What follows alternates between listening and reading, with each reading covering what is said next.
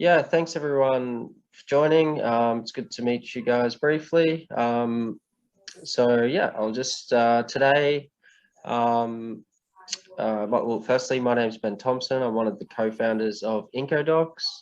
And today, what I want to talk about is, to give an insight into the digitization of the supply chains and explain how structured data will power the future of global trade. So I'll just start by sharing my screen, and if everybody sees that, just let me know. It's all good. So yeah, the future of digital supply chains, how structured data will power the future of global trade. So before we get started, I'll just give you a very brief background on myself, my experience. So I started my career in global trade about 12 years ago, working for a trading company, selling and trading building materials throughout the Asia Pacific region. And my business partner and I, we ran our own trading company here in Australia for a few years. And it was through our own processes of, receiving supplier documentation, suppliers messing around with Word and Excel templates and all sorts of formats and causing problems within our own process. Documentation would be missing information or incomplete and be causing all sorts of problems throughout the supply chain. So we decided to build software to, streamline that whole shipping documentation process. So we started off in an accelerator program here in Brisbane, and actually Maersk has invested in IncoDocs a couple of years back to support the digitization of the supply chain and documentation. And our team, we're continually hard at work, improving things to make the sales and shipping documentation process as simple as possible. So today, we'll give you an overview of how the supply chain has historically been managed and how problems brought about due to COVID in early 2020 has somewhat accelerated the adoption of new software along the supply chain and how that will actually benefit the supply chain into the future. So if we look at the current supply chain procedures and workflows and what's going on today, so how it's been managed in the past, you guys are all aware of the different processes involved with sourcing and negotiating new deals and getting products ordered and shipped all over the world. So for every international shipment, essentially information needs to be passed between all of the relevant parties, and whether that be private companies, public bodies, shippers, consignees, freight forwarders, shipping lines, ports, customs agents, last mile logistics providers. Essentially, all of the critical information must be shared to each party at the right time to ensure that smooth international logistics process. So currently this is a very ineffective manual process. Historically, all of this information that's transferred between the parties has actually been provided in the format of paper-based and PDF-based shipping documentation. So all of this information is being manually passed along the supply chain, the majority, shared through emails and attachments. I'm not sure if you can see my screen now. I'll just move that along to the side. So and if you think of one particular shipment can contain up to 30 different parties, up to 40 different types of documents, and up to 200 different data points, just for one particular shipment to ship goods from one country to another. And then if you add in the fragmented systems and data, it's a very disconnected process. So each party along the supply chain, they're receiving all of this information, all of this documentation, and having to, manually enter it into their own internal systems and re-enter the information. And all of this information is essentially living in their own silos, which is quite disconnected.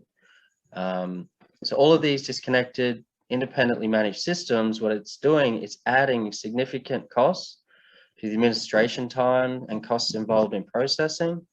It also increases the risk of human error at every stage that the information's being re-entered into systems. And it really doesn't provide any insight or visibility into any of these shipments. So if you take all of this into account, all of the inefficient manual processes, the 30 different parties, 40 different documents, and 200 different data elements, plus all of these different fragmented systems, according to the World Economic Forum, the result of all of these inefficient processes is actually costing the industry up to an estimated $1.8 trillion every year. So ultimately what that's doing is adding to the cost of goods all around the world. So it's being passed along the supply chain all the way through to importers, through to distributors, and ultimately through to end consumers. So a truly connected digital process, essentially will reduce the cost of these products all over the world. And there we go, I'll just move that over again. So what's happening today? So as we're, as everyone's aware, we've all seen the dramatic impact to the global supply chain since the beginning of 2020.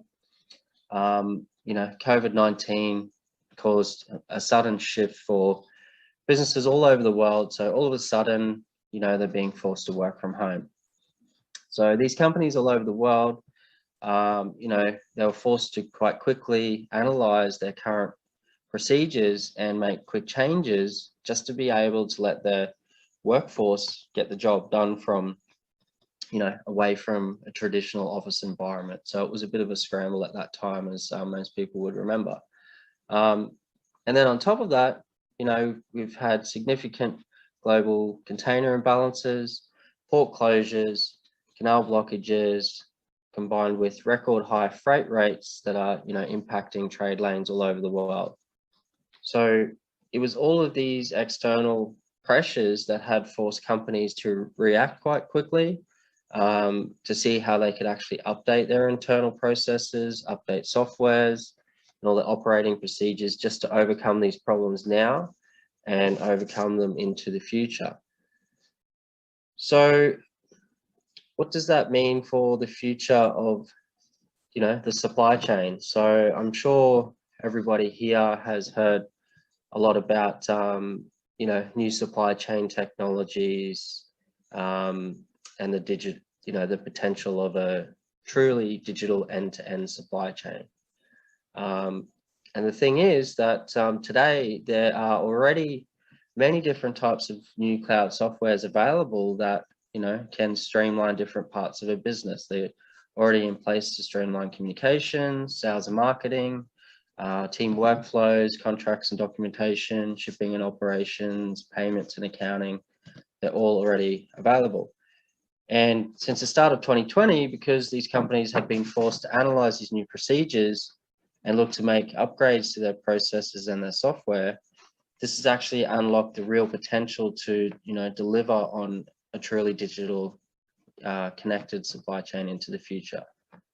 So when these companies involved in global trade adopt these new technologies at scale, it'll actually introduce these new processes to benefit the whole supply chain. So you guys are probably most likely aware, obviously, of smart contracts. So smart contracts, they have a great ability to automate the contracts and automate the payments process that, can be set and triggered by set events and milestones that are achieved along the supply chain. So the power of the smart contracts, it will be quite large in that, it will enable these automatic payments to be triggered based off those predetermined and pre-agreed events between the buyer and the seller.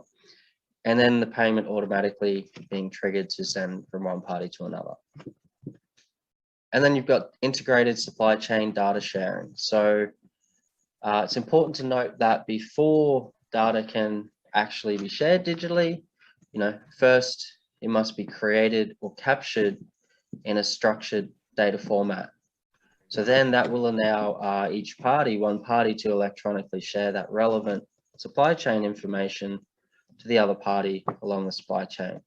So in doing so, what that will do is, significantly reduce the admin costs associated and also the risks associated with manually transferring information via paper and PDF documents. So there'll be massive benefits in this space here.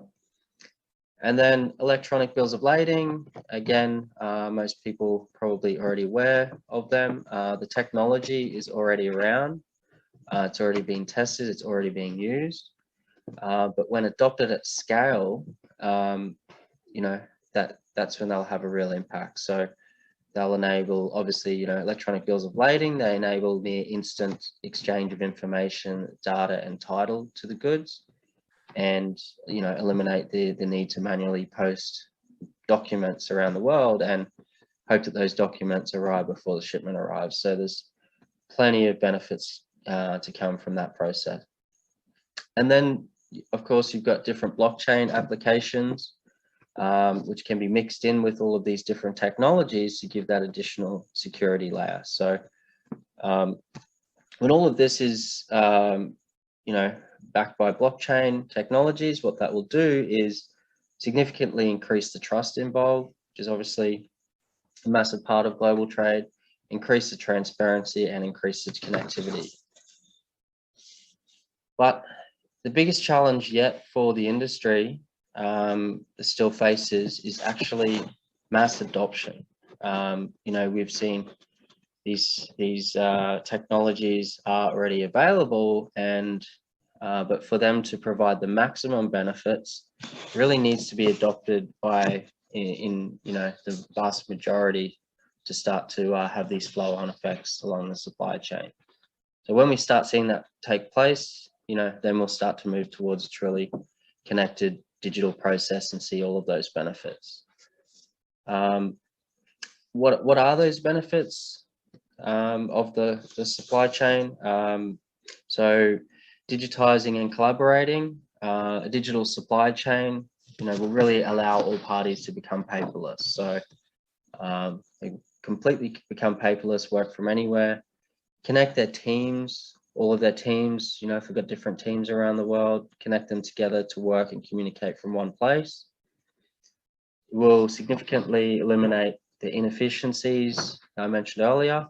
So by sharing structured data, we'll eliminate that data re-entry process, eliminate human error and risk associated with that, and automate processes such as bookings and other things further along the supply chain. And then it will, people will gain visibility. So it will really give rich insight into every aspect of an import-export business. So, all supply chain parties, they'll have access to the rich data and insights, including real-time updates, up to the minute tracking. And so all of this rich information will actually help businesses make smarter database decisions moving forward.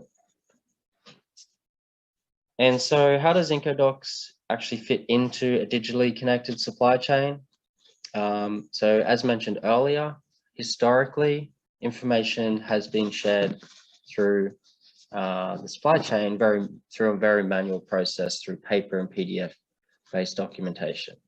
So what paperless trade will do is it will actually enable all of that trade-related data and documentation exchanged electronically in replacing, the traditional paper and PDF-based documentation. So what IncoDocs actually does is at the very beginning of the supply chain is allow the shippers to actually get their data into a structured format. So that will allow them to do more and have more flow-on effects further down the supply chain and enable all of those efficiencies mentioned earlier. So how does IncoDocs actually help in this process? So I'll give you guys a bit of an overview of a few ways which it helps shippers and trading companies. Essentially, IncoDocs helps to streamline that sales contract to shipping documentation process, and connect their teams into one workspace to work together. So starting it in the sales process, we're negotiating deals between buyers and sellers. Have to confirm different sales contracts and purchase contracts. So using IncoDocs, shippers, they can easily create these documents, sign them, stamp them, countersign them, and send the contracts online in just a few clicks. And then once the goods have been shipped, IncoDocs users, they can click to generate a full set of export documentation, instantly transferring all of that information from the sales contract into all of the shipping documents that are required. IncoDocs has got a very wide range of different shipping documentation templates, including the Form 6 and Form 9 templates as well, to streamline that shipping document generation process. And then over on the right, what it does is actually connect shipping teams together, to work from one shared team workspace. So this allows users to, to create, upload, organize, share, and search all of their documentation and information as required. So rather than have to mess around with, saving files and documentation on servers or local hard drive, everything can be automatically saved in one place to give instant access to shipping and operations and other people in the company. So that also helps people to work remotely in 2020 and beyond. So what I'll do now is I'll just give a very brief overview of a few of those processes that I mentioned earlier, from how IncoDocs streamlines the sales contracts and the export documentation process, and then be happy to take questions afterwards and just discuss anything in more detail. So if I log into IncoDocs here now, what I'll do is just run through a process that I mentioned earlier. So, IncoDocs, it helps in two main areas of trading companies. So firstly, in the sales and purchasing and inquiry process, it allows users to create quotation, pro forma invoices and sales contracts, and purchase orders to their suppliers, and share them to their suppliers. And then the export document section is where the users can create all of their shipping documentation. So at any stage, the data, doesn't matter where it's entered firstly, you can click to transfer that into any other document to streamline the whole process.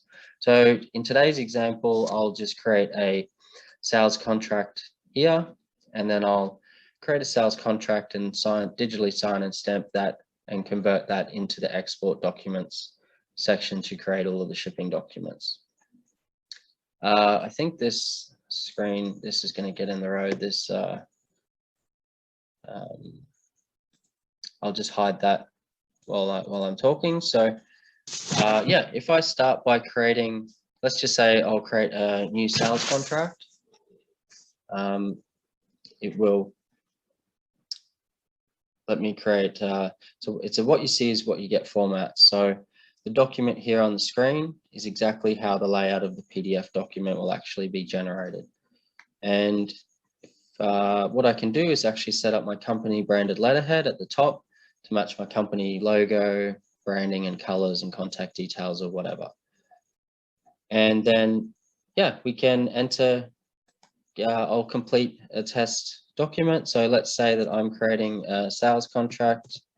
Let's say that I am a trading company based in the UK.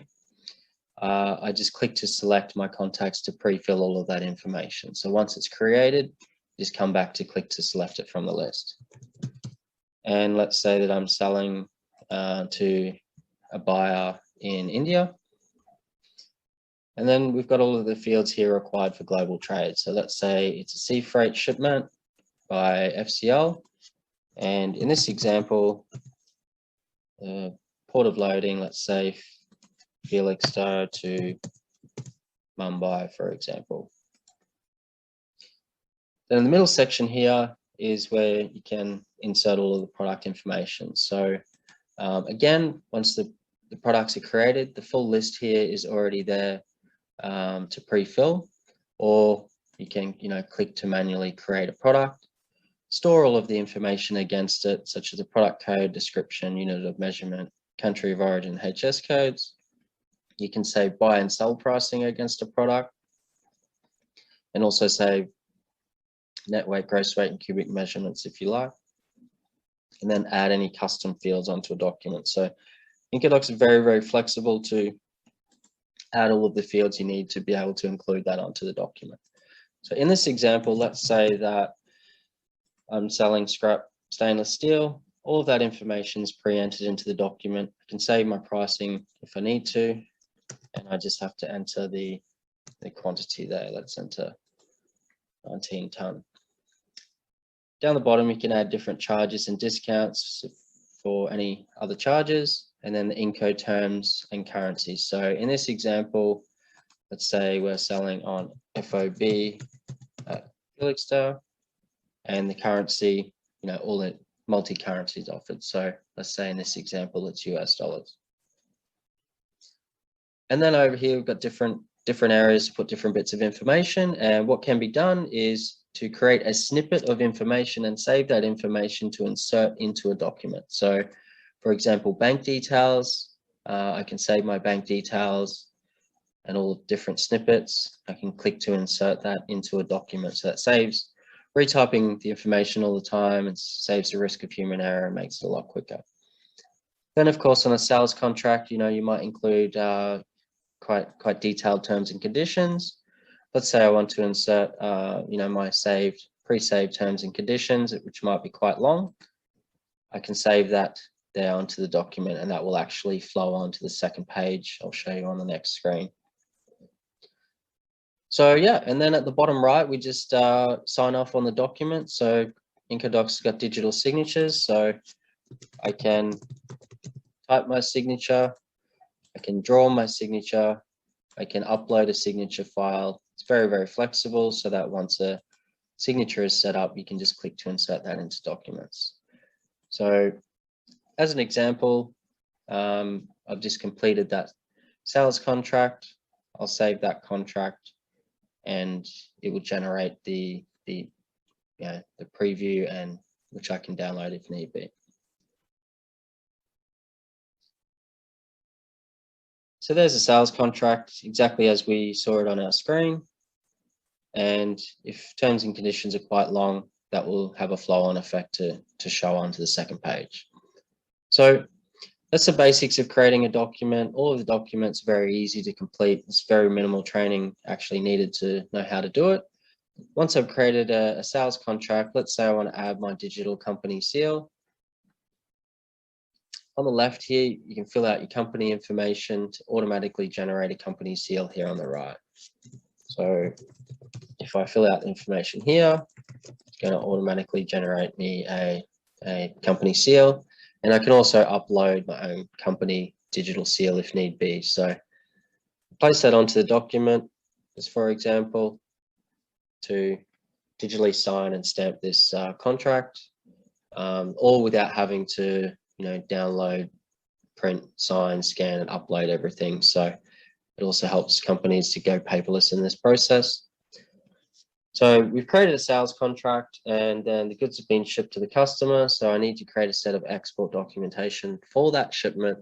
What I can do is from the sales contract is just click to convert that to export documents. So I can then select the documents I want to include in the shipment folders. So we've got Incodocs provides a lot of different types of templates. I've got many custom templates in here as well. So let's say commercial invoice, maybe a declaration of origin, and also a packing list. Now, packing lists, can be, we offer 4 different types because they can be different depending on how they're loaded. I'll show a packing list simple, a packing list container, maybe a VGM document, for example. So we'll just add these, you know, add these test documents into a folder. And what that's done is from the export docs section here, we're now inside this folder, which has all of these templates already linked together, and it's transferred all of that information from the sales contract into these templates, so you don't have to retype the information. And then all of these document templates here have synced data, so it doesn't matter where you update the information, it's instantly transferred across the full set of documents. So there's my commercial invoice. It's already got the information from my previous sales contract. Of course, I might have to enter vessel and voyage number, and maybe country of origin details or any other information. And then down the bottom, it's pre-filled all of the information. On the commercial invoice template, it's pre-showing the HS code. And that commercial invoice, you know, pretty much completed. And it's important to note too, you know, the IncoDocs templates are very flexible. So if some of these fields, if any fields are not required, you can actually click to customize your own template. So you can click to hide fields. You can click to change the name of fields. Let's just call that method of payment. It's very, very flexible. You can click to insert columns into the document. So you can very much match your exact format to automatically fill all of that information through your set of document. So that's just yeah, so we've copied it through to a set of shipping documents. Commercial invoice is already done. We save that commercial invoice, and then all of the information is synced through to a packing list. So let's go into a packing list simple and show you how that information flows through. So all of the other information's there. In the middle section on a packing list, what it's done is automatically calculate these net weights, gross weight, and cubic measurements. So when I created this product code, I could store a weights information against that, and it's automatically multiplied it by the quantity to give these totals here on the right. So for example, if that was only 18, you can see on the right, it's automatically calculated all of these new totals to streamline that process. In this packing list, let's say, you know, you didn't want to put a kind and number of packages. As I said, it's very flexible. We can just click to delete that column, and that's going to remove that from your packing list template and save that template for you to use in future. So that's the basics of a packing list. And then back inside the folders here, from inside here, you can upload and store all relevant files and information inside these folders. So, you know, copies of the bills of lading, or certificates, or container loading photos. Everybody in the team can upload everything and store it in one place, so everybody's got access to that. So in IncoDocs, you can invite all of your team members, and it becomes a shared team workspace where everybody is working together. So if I go into the export docs section here, it will show a list of all of my current shipments in folders here, which of course I can also archive. If I archive them, they'll go into the archive page, so I can only have a list of my active shipments. There's a lot of other useful functionality, such as duplicating whole folders. So if you have, you know, similar shipments of similar information, what you can do is actually duplicate the whole folder, duplicate all of the templates over into a new folder and all of the information, so that you might only have to change a few bits of information, and your full set of documents are already created. And everything's searchable here as well in the shared workspace. So that's another benefit to making sure that everybody can find what they need quite quickly. So yeah, I think that's just a very basic overview of IncoDocs. There's more to it. Happy to speak to anyone or connect with anyone after the presentation. And yeah, I might hand it over to the audience to see if anybody's got any questions about anything I've gone through today and would like to learn more. Got a Alex. question, Ben? Yeah, thank you so much for the presentation. It's a great product, and the industry really need a lot of digitalization. One of the things that I have actually several questions. One is about sharing the documents with your clients. So, I mean, how do you do that on the system? Do you still like download them and send them by email, or they are linked directly? I mean, how this works? This is one thing. You mentioned something about blockchain, smart contracts, and all that. There is one problem in the industry that it's not a problem, it's the nature of the industry, that the payment method that is used a lot of the times goes through letter of credits. So letter of credits requires, unfortunately, I don't know unless if my information is wrong, that you have to submit papers to the bank, and then it goes to your client. So unless if you're doing TT business or cash against document, even cash against document, you would have to do the same. So I'm not sure, I mean, how this thing probably organize, you know, the paperwork inside the company, but how is this actually today is relevant to how the system works in terms of method of payments and so on. This is from one aspect. From another aspect, adding a third question is the electronic bill of lading. So we've done all this work. I was in the past couple of months, I think I met with one company that they were trying to do, or they're actually doing this electronic bill of lading on a blockchain. And it seems some of the banks are adopting that. But then there is still a problem with the UCP rules that governs the letter of credits, that how they actually deal with this electronic bill. So I'm sure you've encountered all these questions and problems, and how you would go about, you know, these three different areas. I'm sorry, just, you know, dumping all these questions all together. No problem at all. Yeah, I think that's easy. I'll so to start with the sharing process. Yeah, I was only able to go through quite a very brief overview, but you know, it allows users to, you know, download your usual PDF documents, and you can send them via offline methods if you'd like. There was also there is a section there through the sales section where through IncoDocs you can click to send it directly from IncoDocs. You don't have to download the documents. You can send them through there, which the buyer will receive an email with a link to connect to that document to then download it or sign it, countersign it, or confirm that document. So that can be done that way.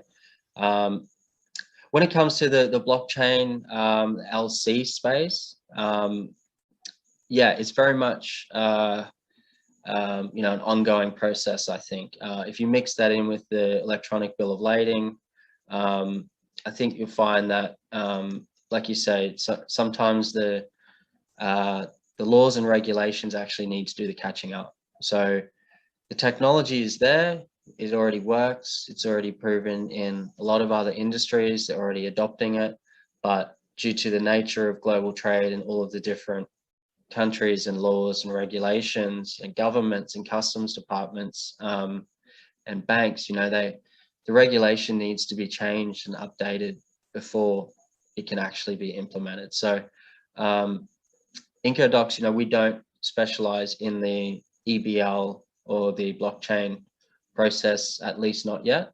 But, you know, it's something that, you know, we can definitely get involved in down the track. So can I add some comments here, because I am in the blockchain space actually as well. Sure. My name is Stan Chen, head of United Metal Recycling over in New Jersey, as well as head of Recycle Go. And we're developing and deploying a blockchain for recycling to track plastics, especially as they're being removed from the environment and making their way through the stakeholders. And when, in terms of like, obviously, Ben, I don't know if you're familiar with, obviously, like, in terms of the blockchain for export documentation and really customs clearance, like you have the IBM TradeLens, right? So they're a Hyperledger based blockchain that is really, I think, the utility of blockchain right now in the present markets and environment is really to streamline the documentation process and the the customs and importation and export process of like in terms of documentation requirements for materials and containers. But in terms of really like you're touching upon like an area where I personally am not comfortable with right now in terms of the smart contract really locking in essentially funds for materials. And I'm not sure if that streamlines the process, but it would be very, very interesting to have see how the blockchain space plays out. Because by definition, a smart contract is when the conditions are met, then the smart contract gets executed.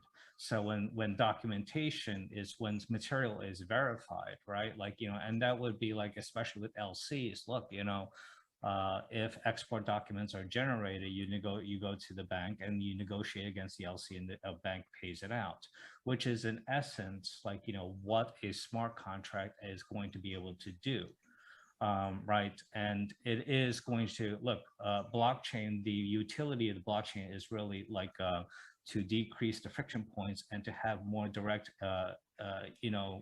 consumer supplier customer interaction without a bank taking their fee as a middleman, right?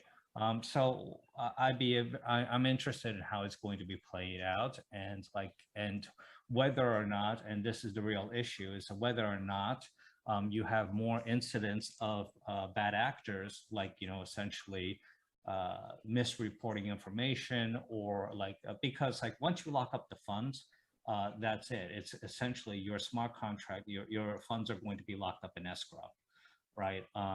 And whether or not the system is going to provide you that line of credit to lock up those funds in escrow is going to be another issue that blockchain hasn't really dealt with or solved yet in terms of being an instrument in LC, right? A letter of credit instrument. So let's see how it all plays out, but it's definitely very, very nascent right now.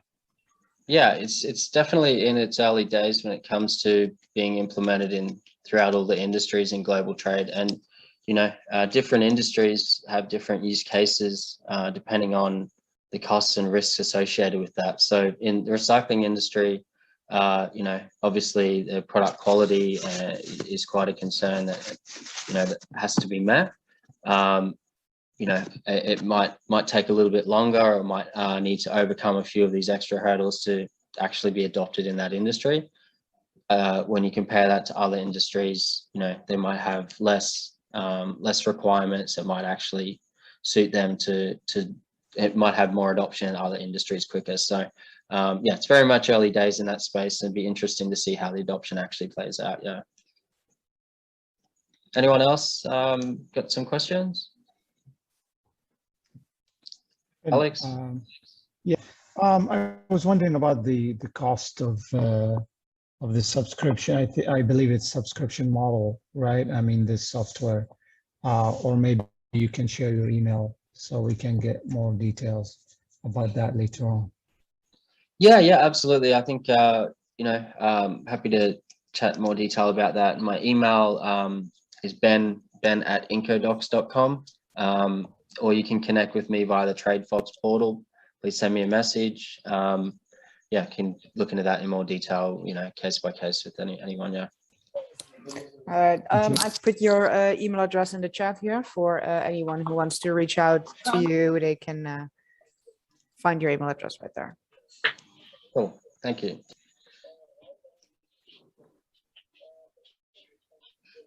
I have one question, if possible. Yeah, sure, Diego. Yeah. Sorry, I enter a little later. I have a few meetings, but I have one question. What about the confidentiality about our customer who will load in your platform in or cloud? What is about that information? Yeah. So, you know, Incodocs users, they own all of the information. The information is not shared to any third party. We use Amazon AWS technologies for security to, you know, back up and encrypt and secure the information. So yeah, it's 100% of ownership of the shipper, the creator. Yeah, and it remains your information. Yeah. But Incodoc don't use the information of the operation inside there, or you can access to that information? No, we don't use that for anything at all. It's your information that's used to generate onto your shipping documentation templates. Yeah. Okay. And the last question, we have something very similar, but we use for our use in company. You could integrate your part with our platform. Is that possible? Yeah, absolutely. So yeah, it can be integrated through API documentation. So you know, through a simple API integration, depending on what's required, we can provide the full API specs for that integration to be built into pretty much any system. Yeah. And always is by month the subscription. You don't have for a year or 5 years and something more in long term, I mean. Yeah, we have monthly options and also yearly options, which are 20 to 25% cheaper than the monthly option. So yeah. Okay. Okay, it's very interesting. I think our market need that kind of tools for being more productive. And you have another language, it's possible to translate in Spanish or other language, Portuguese or something like that?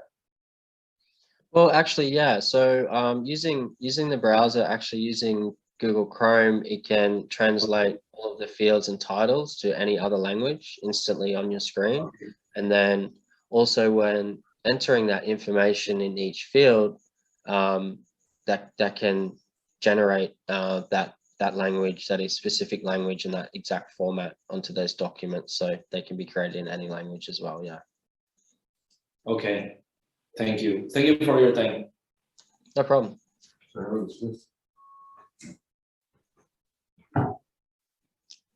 Hey Ben, just trying to jump in and catch the last bit. Looks like I'm a little too late. How's it going, man? Just at the Q&A section. So had some good questions so far. And if anybody else has got any other questions, let us know. Or has anybody got some examples of how they might have analyzed their current processes lately and made some upgrades to their processes and how that's impacted their business? If anyone's got any thoughts on that.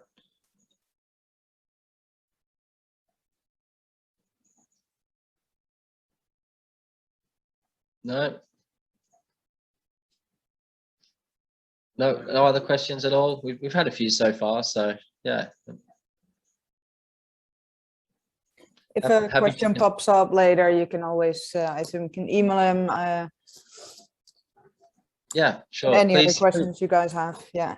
Yeah, it'd be great to connect with everyone. Add me on TradeFox and get connected, and anything about what we've mentioned, what I mentioned today, or yeah, be interested to connect. Yeah, and I thought it was a great presentation. Also, really good demo of your company and what it does and what it can mean for them now, but also absolutely for the future. I'd say like the millennials are really busy with crypto and digitalization. So I'm sure when we get there, they will easily adapt into it, and it will be a quick change. We go from the old handshake to a digital handshake, and I can't wait to see how this turns out. And I'm sure it will solve a lot of big problems in this industry. And yeah, it's great to be a part of it. And it's really good that you guys started this. And yeah, I'm excited. So yeah, thank you so much. It was really good, Ben. Thanks. Yeah, no problem at all. No problem at all. I think there's one more question from Alex over here. Just wanted to thank Ben for the presentation. It's great. So I'll be your next customer here. That's great. No, we're pretty passionate. You know, I'm very passionate about what I do. You know, this. You know, I've been in your shoes, being a trading company, and this has come from our own pain points and problems and pressures, and our team, our engineering team, we're consistently making updates to make the product even better. You know, we keep talking to our clients and asking them about their problems and how can we make things better. So yeah, we're all about making trade easy, right? You know, it should be a lot easier than what it is. So Yes, I think absolutely. everybody can relate to that. Yeah, and I must thank the TradeFox team too, Chris, Denise, and the team. Like, in these days, it makes it very hard to travel. It's great to see everybody in the industry get together. So thanks for that.